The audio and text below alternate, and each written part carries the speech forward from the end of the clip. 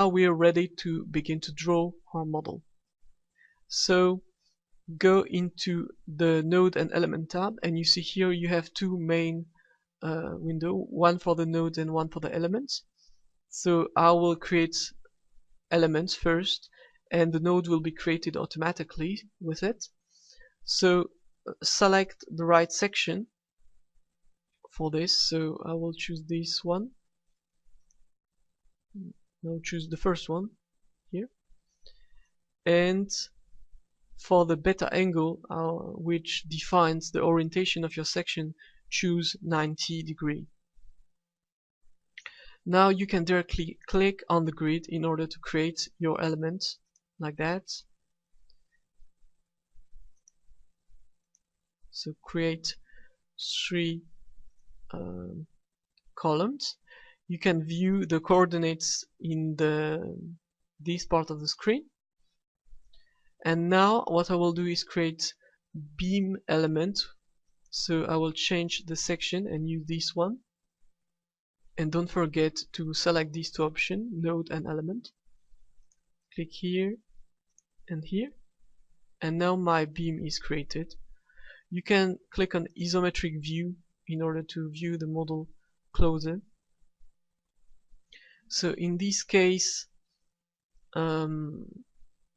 I used the wrong section, so I will try to change it.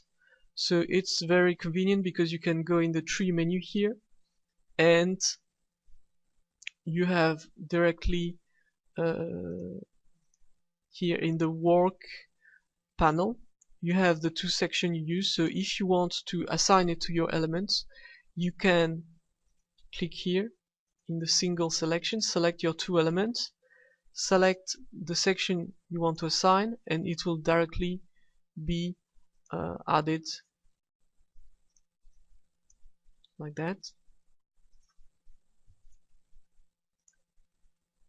So I assigned 2 times the same section.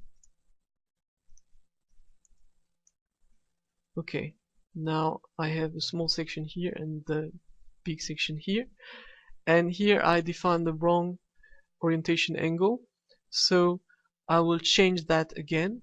So you can click on change parameter and select again these two beams in order to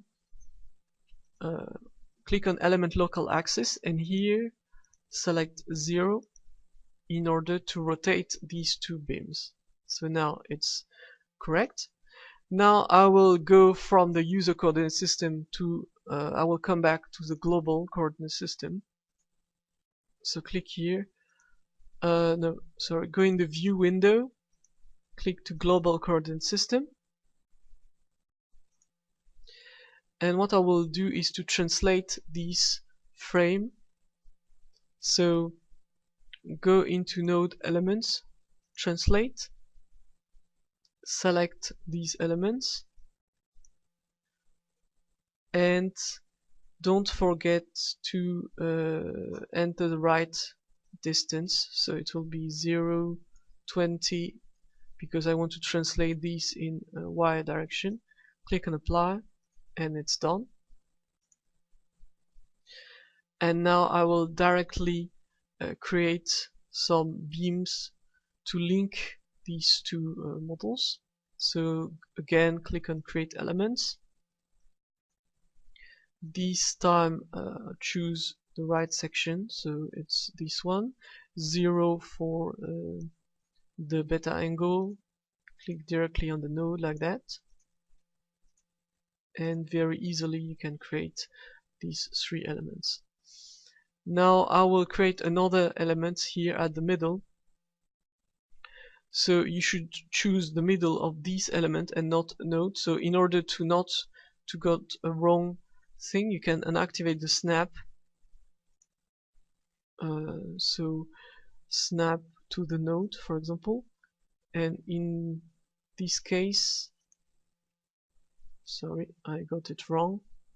So you can undo any action. So click on this button 3 times in order to suppress also the nodes you created, and select again middle here and middle here. Okay, now it's done. Now I want to assign the beam end release to this beam. So first of all, I will hide the section so you will be able to view a bit better. And I will go into the boundary tab, and here you have a button for beam end release, so click on that. Click on single and select these two nodes. Now click on pinned. Oh, sorry, you have to select the element, not the nodes, for the beam end release.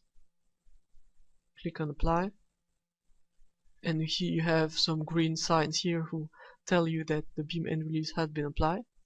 You can see the node numbers and element numbers if you click here.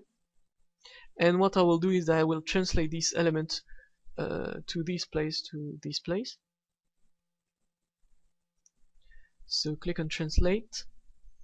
Again, select single, select this element, and here you have to.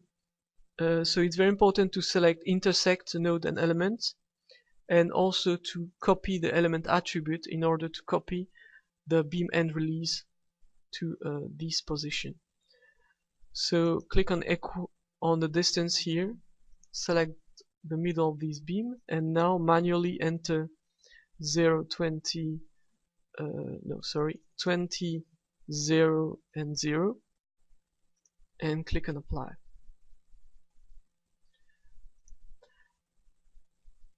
So I have to save, so you see it automatically asks you to save the project, so you won't forget to save it.